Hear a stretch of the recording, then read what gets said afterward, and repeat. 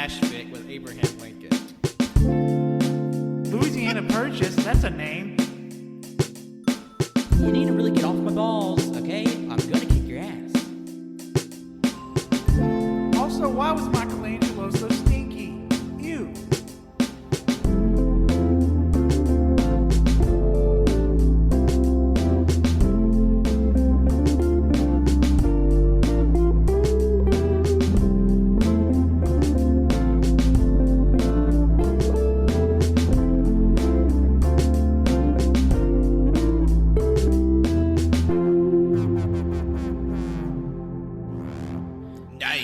Hello, everyone. Welcome to episode 303 of the All You Hear podcast. I'll be your host today, Patrick, and we have a very special episode of AYCH Xtra for you this week. I sit down remotely to have an interview with an up-and-coming artist in the horror community. Her name is Brianna Tippetts. She has a collection of self-illustrated original graphic novels. She's been featured in Fangoria magazine, and most recently, she has a brand new graphic novel coming out that she's illustrated, and she's worked in tandem with horror actor and director Josh Ruben called DARLA. We'll be discussing this brand new graphic novel, her artistic process, her inspirations, her horror favorites, and just a whole lot more good horror conversations. So please enjoy my interview with Brianna Tippetts. Hello, everyone, and welcome to a very special edition of the All You Can Hear podcast. I'll be your host today, Patrick, and joining me today, I have a very special guest. Please give a warm AYCH welcome to Brianna Tippetts. How are you today, Brianna? I'm good. How are you today? Doing very well. I think it's a long time coming. We've been talking as mutuals on Twitter and Instagram and just sort of like retweeting each other's art and just talking a little bit. But I think it's fun that we finally able to sit down and just have a nice little conversation about some of our mutual interests and plus a big project that you're working on that I'm very excited to hear more about. Yeah, I'm excited too. And to just let our audience know about who you are, why don't you give a little brief summary of who you are, what you do, and sort of like what your interests are? Okay, yeah. So I'm Bri Tippetts. I'm really interested in like horror art, horror comics, and making them. I also like to do some fan art as well, just to get my painting bug out.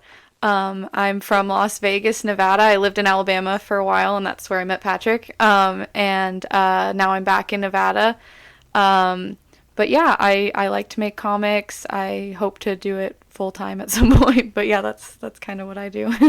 And I remember when we first met, because we both would sell art at the different shows and events at our local comic book store, the Comic Strip, owned by friend of the show and host of our sister program, Cage and Greatness, which is a Nicolas Cage movie review podcast, just to sneak a little plug in there for the network. It hosts a lot of art, and we got to meet through there, and I just really have an affection for your art, because I just think it's, on the surface, very, like, I would say cute and, like, endearing, but there's, like, a side to it that's a little disarming as well, and I think that's a very interesting part of how you portray your version of what horror looks like. And just to talk a little bit about that, what was your development of your art style to lead in this, I guess, interpretation of horror?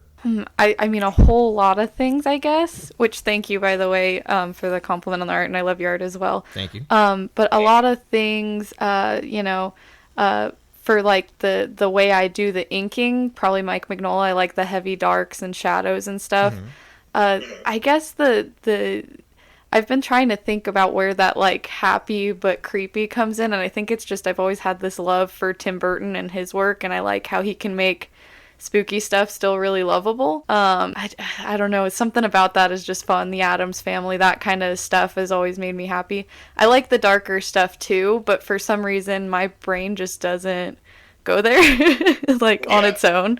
So I think I kind of delve towards more of like the comedy and the whimsical with horror. And I think that works really well because like horror in itself is just so broad and it encompasses so many different things. And plus what every person finds scary is very broad in itself. So like I think that is why horror is one of my favorite genres, even though I'm still fairly new into this as a interest. As just right away, I love just like how just diverse it is, and there's room enough at the table for everybody. Especially even if it sounds like, oh, that looks like a storybook. Then when you dig a little deeper, it's like, oh, this looks a little unnerving. Which like I think that's a very interesting quality about your art and how you make your stories. And one thing I personally like about it is that it's traditional art. I mean, I know you dabble in digital as well, but from by and large, what I've seen from you, it's sort of like paints and pens. And for you, why is traditional art your chosen avenue for art? I've always just worked traditional. I'm just like an old person when it comes to like tablets and stuff. Like you said, I kind of tried to dip my toes and I was like, this is too much. I don't have the patience. Like, I don't get how it all works. Like, I can kind of figure out how to do it, but like, I'm so used to traditional medium. I'm just like, it's my go-to. It's like second nature. Like, I just have a comfort level there that I don't in digital. I wish I did, because people really like digital stuff now, but my brain just doesn't work like that. I try, but No, I understand that, because I'm a traditional artist myself, and like to me, I just loved like the immediacy of like just grabbing like a pen and paper and drawing. And I know with like tablets and pen, that's easier to do too, but I don't know, there's just something about the tactile feeling of just like putting paper to pen that I really enjoy. And like, watercolors, and you work a lot in watercolors yourself, correct? yeah. I also, like you said, with the immediacy, I feel like when you're on a tablet, like, I'm too impatient with the pen doesn't pick up the line as quick as like your pencil would. And so I don't know how to adjust my brain to that quite well.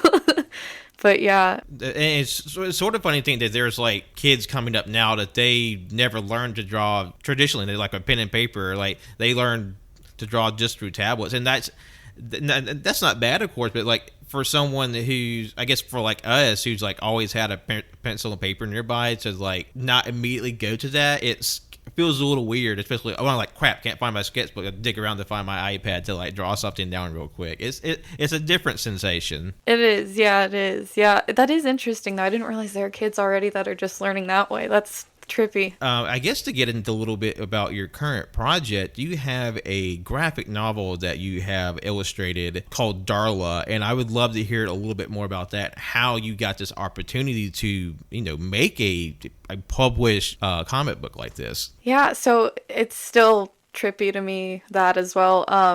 So I started out, I've like I said, I make fan art, I make comics, and I've always just put it online. And as soon as Josh came out with Scare Me, Josh Ruben, the director that I'm working with on the book, as soon as he came out with Scare Me, I was blown away, loved it, did fan art. His editor, weirdly enough, like shared it, and then he saw it, and then he started to like follow my art, and we kind of started like having conversations about art and film, and I did fan art of a lot of his stuff. And at one point I sent him a copy of Rictus, my other graphic novel, just to kind of show him what I was working on. And he's like, we got to work on something together. Let's do a comic. And he had a script that, he hadn't made into a film yet. It didn't get greenlit, but he really wanted to make it. So he's like, let's do this one. And he sent it over, and then I kind of started my thing.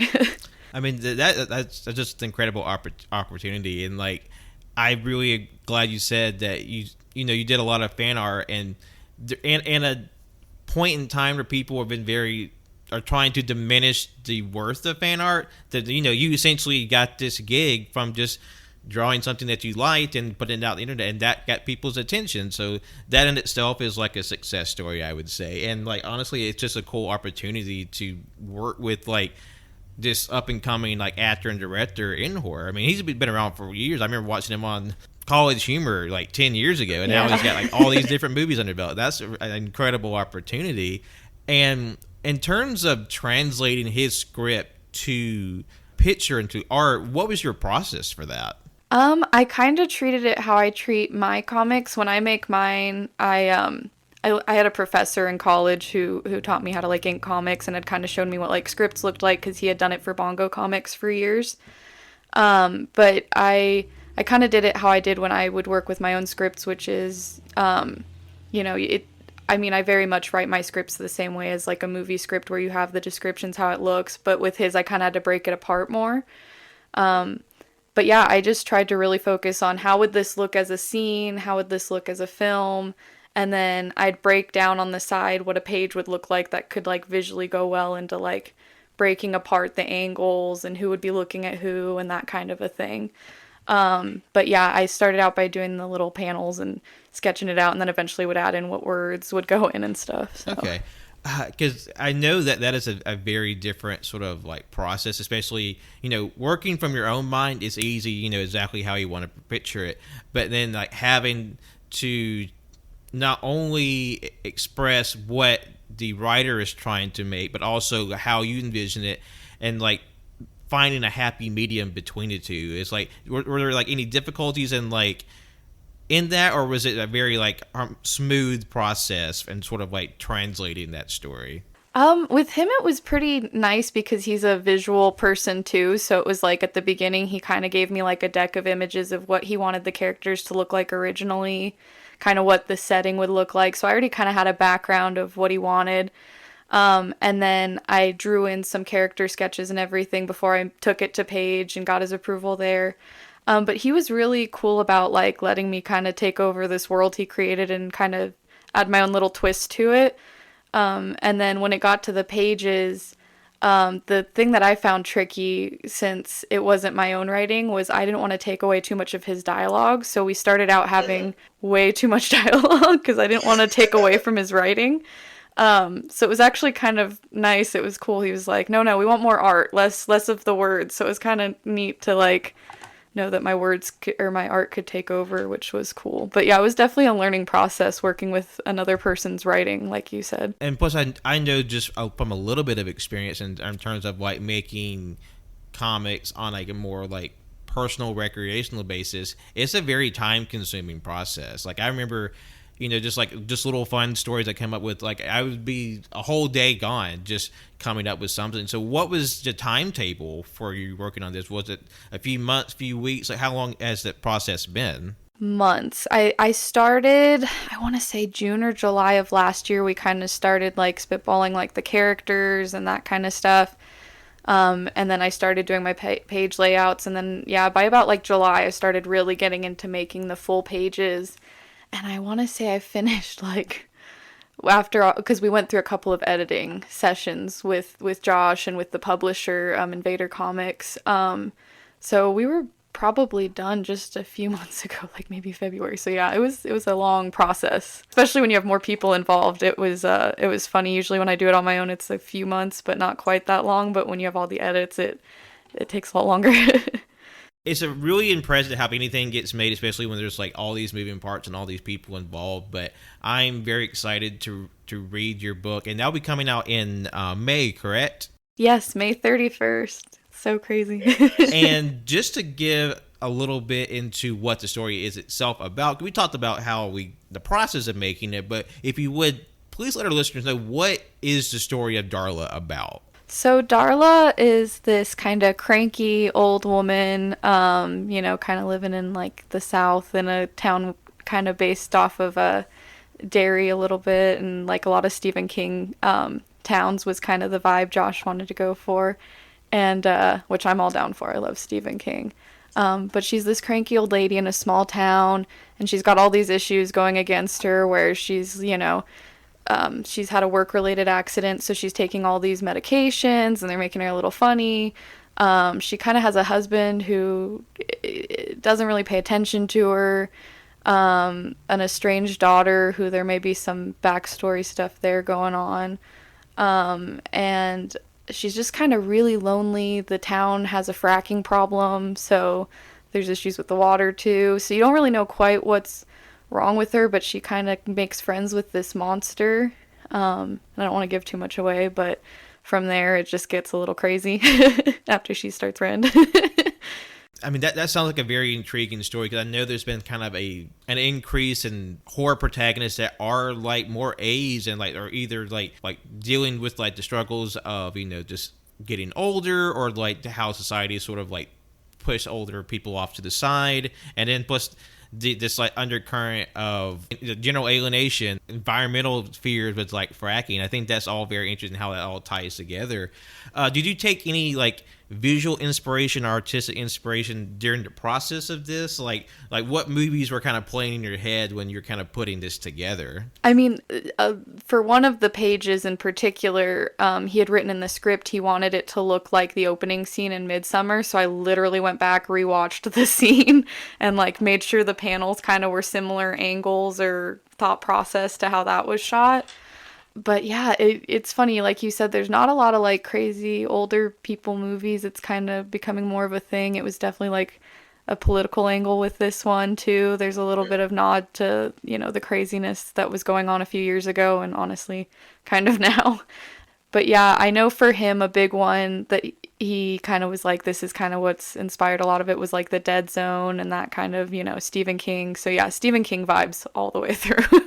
Yeah. I am very pleased that we have like a just a unique horror protagonist, and that like this is an older woman, and especially like with like the most recent Texas Chainsaw reboot from Netflix, and like the Halloween trilogy reboot. Like I just love the idea of just like brassy older woman being like the focus of the story, and like just like a seldom seen perspective in that. I think it'll be a very interesting read, just from what I know for your art seemed very storybook light, but then more into it, it's like, this would be a cute story, but then you realize there's a lot more happening underneath the surface, and I think that's very much what your story is about. I guess just to move on to our next point of discussion, like we talked about maybe what influenced the making of the book. So like what are sort of your general influences, like in terms of like getting into horror? What made you want to pursue horror as like an interest? Like, this is something I really like.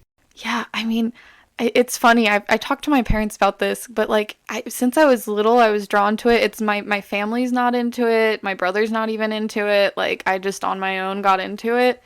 And it was just, it's funny. I mean, my dad would watch the Universal monster movies with me as a kid. And like, I'd watch some of the classic stuff. Star Wars definitely helped with like the creatures and the monsters and that as well. Anywhere I could get creatures. But yeah, I don't honestly know. I just always liked the spooky stuff, the gory stuff. I think maybe part of it's I'm a tiny little girl and people don't take me seriously, but it's kind of cool to feel tough because I like this stuff that normally freaks out, sometimes even grown men. Like, I don't know, something about it. And visually, it's just so, as an artist, like aesthetically pleasing compared to a lot of other genres. I think so. Like I said earlier, like I'm a pretty new convert in terms of like a horror fandom, like, and what got me into it was art, because I would see some really interesting and sometimes even very unnerving art on Twitter, and I was like, okay, I want to find out more. And then in just the last 2 years, like I would say horror is like a main point of interest in terms of like, I love wrestling, I love tokusatsu, I love horror, and I feel like it's one of my main interests now, and just like diving into it, and I just have like a wealth of things to enjoy, and then from movies to like comics, like you said, and in novels. I feel like it's just an embarrassment of riches that how much there is in the horror genre. Yeah, there's so much. And like I feel like horror comics a few years ago, it was like I really had to search for it and find ones that were horror specific or really actually felt spooky. And then lately it seems like every time I go to the comic book store, the horror section just grows and grows and grows. It's so cool. It's really neat to see expand in both mediums. I mean, it's definitely been like a joy to see. Like as a new fan, like I have so much new stuff in addition to the old stuff. But what are some horror comics that you have really gravitated toward, and what were some you would recommend? Honestly, anything Junji Ito I really like. I mean, I feel like everybody goes straight there, but it's such a different style from like American horror. It's so surreal, the artistry to it. And I love how it just almost feels, it's almost David Lynchy, where it like feels like a dream, his artwork to me. I really like the Ice Cream Man comics. Those are really fun to me, how they're kind of different every issue. I was about to say that was an anthologies comic series, right? Yeah. I really like that it's different, because I'm kind of like bad at following with series, embarrassingly enough. So that was when I was like, I can just pick up a random issue and I can still keep up and it's still fun. And I really like the art style of those as well. And anything Jonan Vasquez, I don't know if that really counts, but he's kind of got that darker, like Johnny the Homicidal Maniac and stuff. I like those ones. favorites from horror comics. Harrow County, if you ever read it. I've read a couple of them. Yeah, the art's beautiful. Just beautiful watercolor art, and I really enjoy it. One that caught me by surprise is called Maniac of New York. It's also another watercolor type art.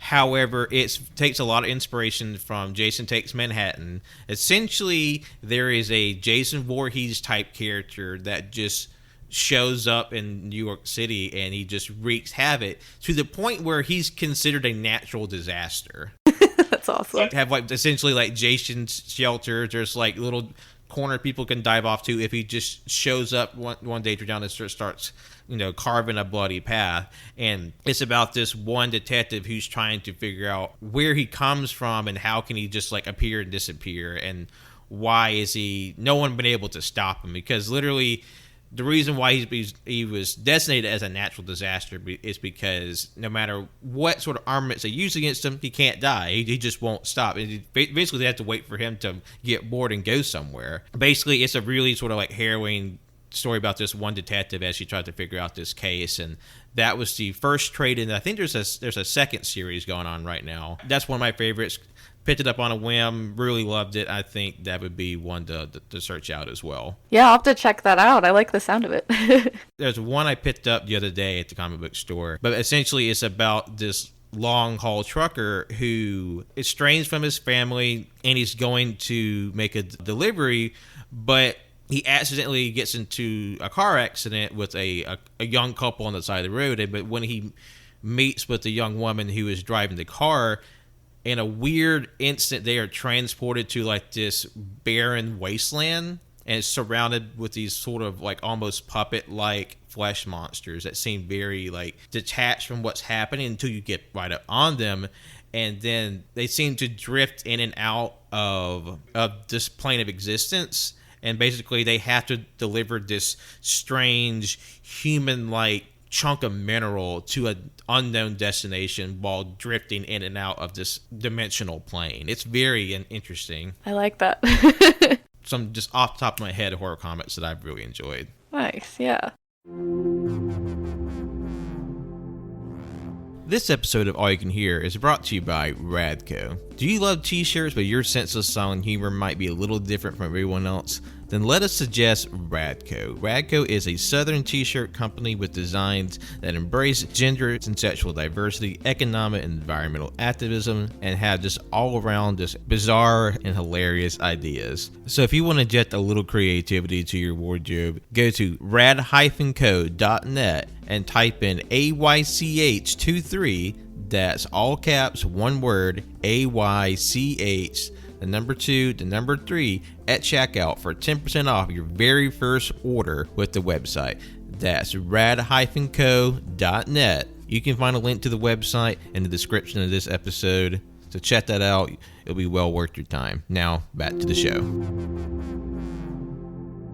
Hello, everyone. Welcome back to the second part of my interview with Brianna Tippetts. And I remember the comic I was talking about, the name, sorry. It was Phantom Road by Jeff Lemire, art by Gabriel Halta. So I would recommend that one. Ask your local comic book store for that and any other ones we talked about. And I think moving on to our next topic, we talked about comics. I think we talked about probably the most accessible form of horror for people in movies. And what are some of the recent horror movies that you've been watching? What have you seen that's new and it's okay, I really like this, I want to see more of this? So what's been on your watch list lately? Recently Barbarian was interesting. It was definitely not what I was expecting. I don't know if you've watched that one, but that was not what I thought I was getting into, but it was fun. It was definitely interesting.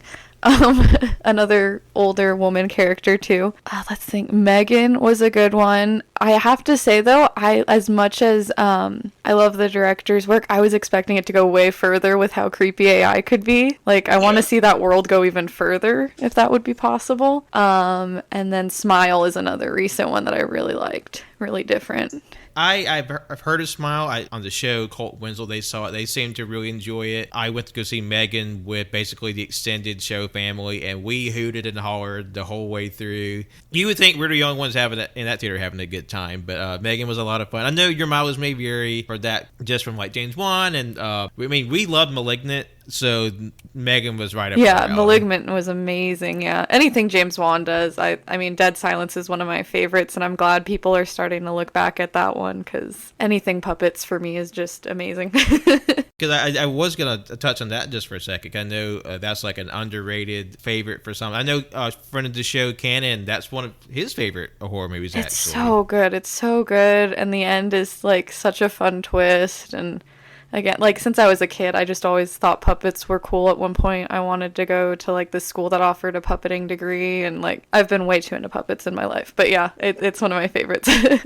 I watched Orphan First Kill late last year, and the funny thing is, like, I never saw the original, but like just because 10 years of just like memes, you know what the plot is, and I was pretty pleased with it. It's silly and it's wild, and I just love the idea that there's like a grown woman pretending to be, you know, like a 9-year-old. I mean, that's the plot of the first movie, but like just literally like a almost 30-year-old woman is playing a 9-year-old, and like I loved a bit, and how, you know, it was like Lord of the Rings, and that is like they did a lot of like camera perspective and like giving all the other actors like stilts and like lifts, and it's silly, but I had a hoot. It was a lot of fun for me personally. Barbarian, like you said, that was like a really big surprise. To watch that in a theater was just everybody just like gasping and freaking out. Like I'm glad that we're able to go to theaters again, because that's one that I feel like you definitely need to see in like a group of people. Not to hype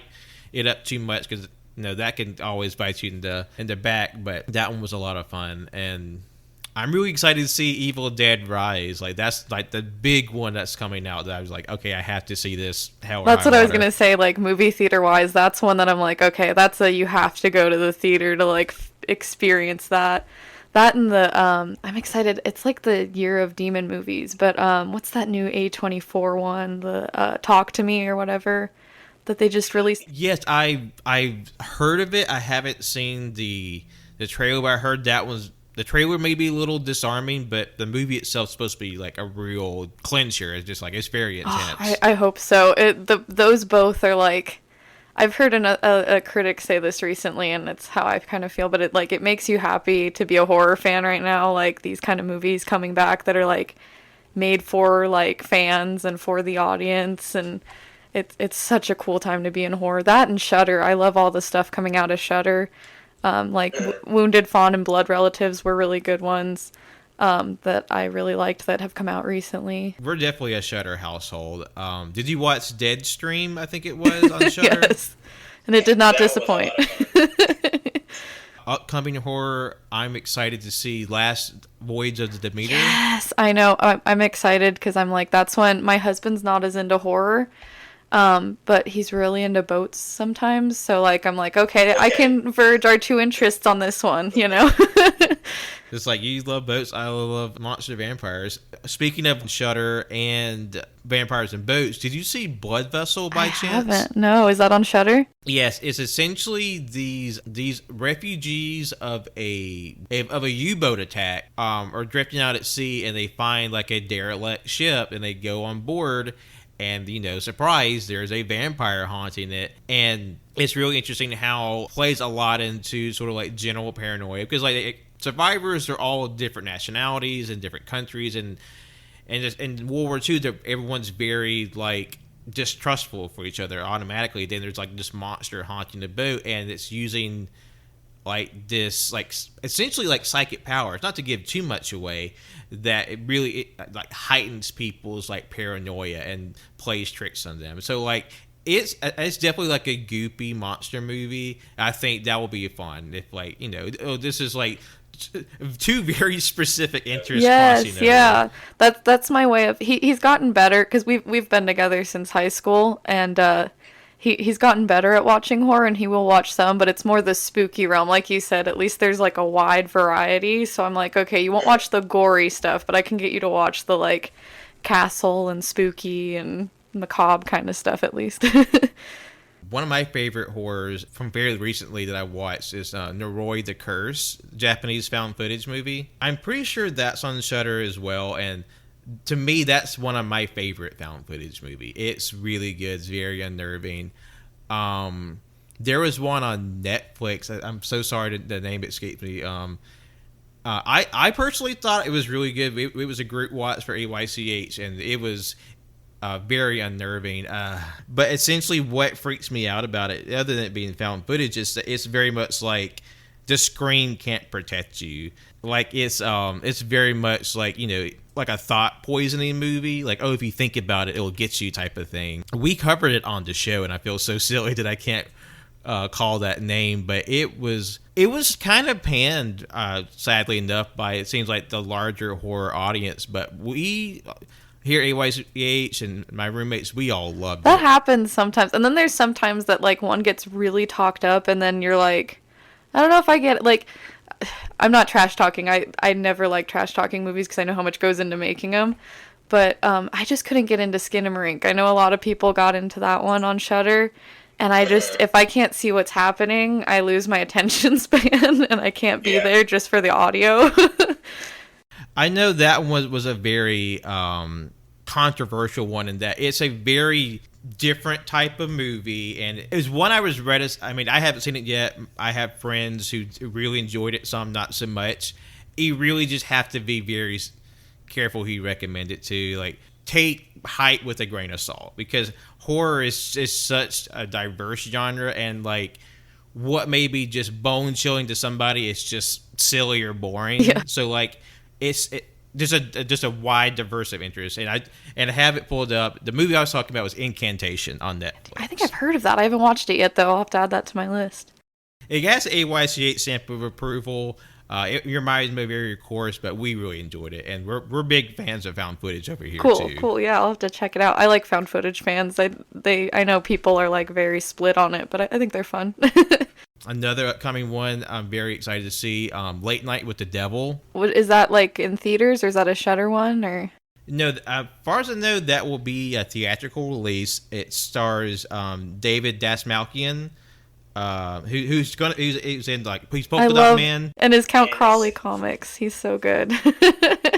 And I'm really surprised how he's really sort of gotten this big push in horror recently. Yeah. But essentially, this movie is about, I think it is takes place in the 1970s. And this late night talk show basically has like this live on air Ouija board scrying, and he has like a skeptic, a medium, and a celebrity guest, and essentially they accidentally summoned the devil on late night television, and they're just sort of trapped in this sort of like pocket dimension where they have to keep the devil entertained, essentially. And it sounds very unnerving. Yeah, there was one like that, but that one sounds more fun and whimsical than the other one. There's one, I'll have to look this up too, on Shudder, where it's kind of like that, where they're like recording live a TV show. And then I don't think they were like really using a Ouija board, but someone, I lost my headphone. But someone happened to get possessed during it, and they're like trying to get the demon out of her during the recording is basically the plot. So it's more of a scary one, but that would be fun, the like trying to keep the devil calm. That's a fun concept.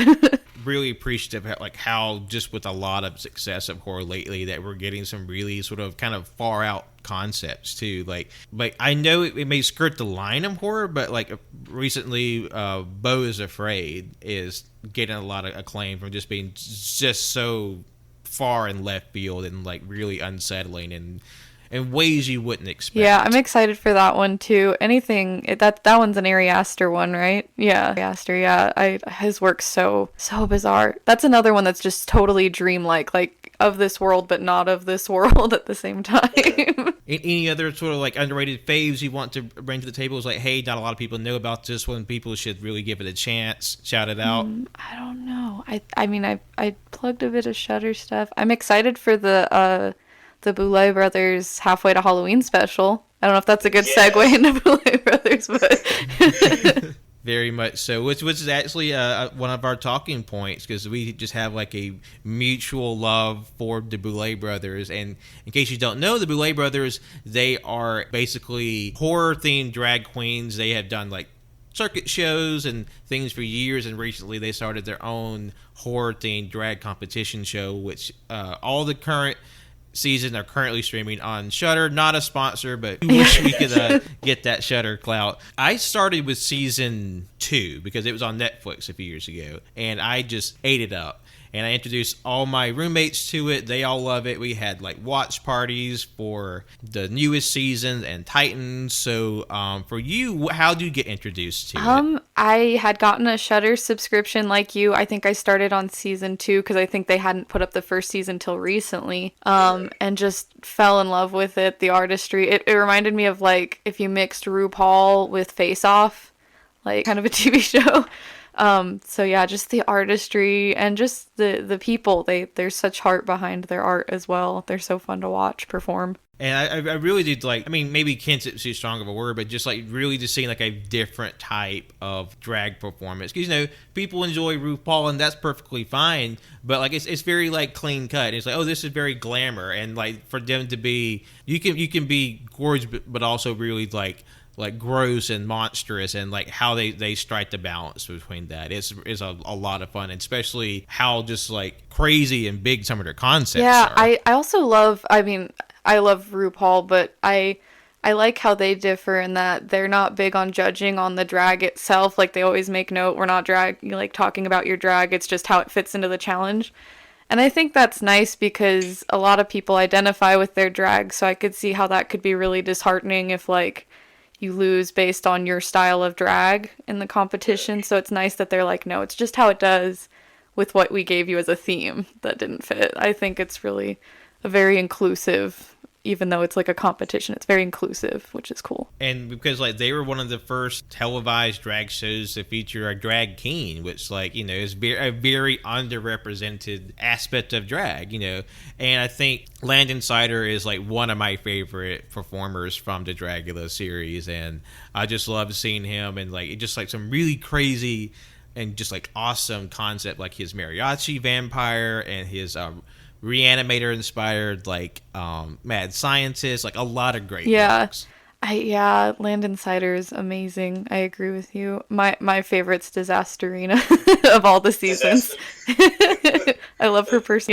She actually has a copy of my comic and stuff. She's really sweet. She's cool. Really, that's awesome. But I just like that she's kind of, you can tell, I think because of her age, but just she's not in the drama. She has more like wanting to help everybody in her kind of energy. She's not trying to attack everybody and bring them down, which is, I think, beautiful in a competition. Because I know as much as like my roommates and I, like we enjoyed like the drama. There are some seasons where the drama gets very intense, even for a drag show. Like there's like a line, like, you know, it's fun when they're like little hints here and there of how they annoy each other, but then it can get aggressive sometimes.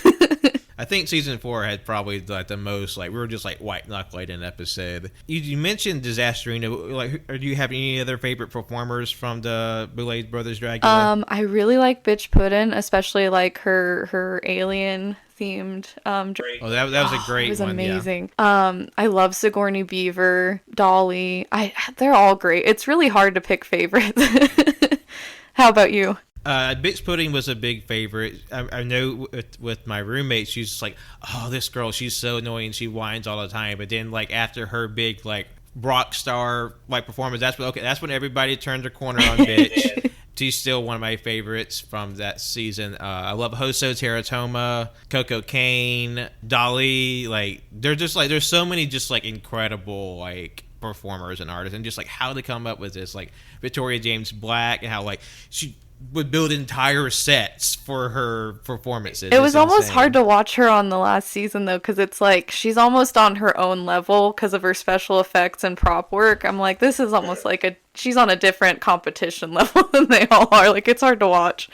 It's like she's like Universal Studios and everyone's like kind of building out of their back pocket or something. It's just a level of like artistry and like I guess just mechanics. They're just like, I didn't think you could push drag this far as an art. Yeah, and I guess she like sells like, I know she's talked about it on it, like she sells like the breastplates and different stuff to drag artists now online since she does all the special effects stuff, and like I think she does special effects work honestly now. It's like crazy, like it's really cool to see what her art's done.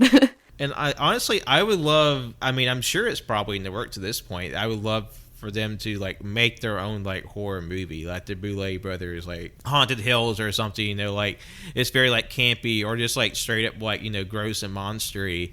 And because, you know, we consider like all the different people that they've had and like all the different, I guess, like skill sets they have. It's probably pretty feasible for them to cobble together like their own. Well, and movie. they do acting challenges. It's not like they're not ready for it. Like that would be cool. I know they're signed on to do a bunch of specials, so that would be cool if one of them was like, fingers crossed, an actual movie. I think like having like a present like the Boulets on the Shudder, I think it only sort of helps like elevate that platform because. You know, we all have Hulu, Netflix, and this, that, and the other, but like just to have like such a really unique streaming platform that has like a lot of just content you can't find anywhere else. I'm just like, I wanted to, because it's like it's weird to kind of root for a streamer, but like this is like I hope it continues on because like I found so many like great movies and new favorites on there. Just like just like stuff that I feel like it's been just sitting in someone's closet for years, like finally unearthed for people to see. I know, it's so nice too, because it's like they really, I feel like, listen to like the creators and the production companies. They really listen to the people watching. Like, it's the first streaming service where I'm like, oh, okay, they actually get what horror people like. They're not just putting a random bar on there with a couple of like hit horror movies that like everybody's seen anyway. Like they really do have like, and from to where they even have like foreign films. They have like the Giallo and the Japanese section, and it's such a great platform. It really is. And how they'll have like features from like different, like from like a diverse group of people. Like one of my underrated faves when I first got the platform, it was called Blood Quantum. Have you heard of it? No, I think the only show I've watched on it is gosh, it's the one with the cover where the guy has the teeth on it, and it's like an anthology where it's like different episodes, and I'm trying to remember what it was called. I think that's the only one I've watched on there TV wise. Other than Boulet.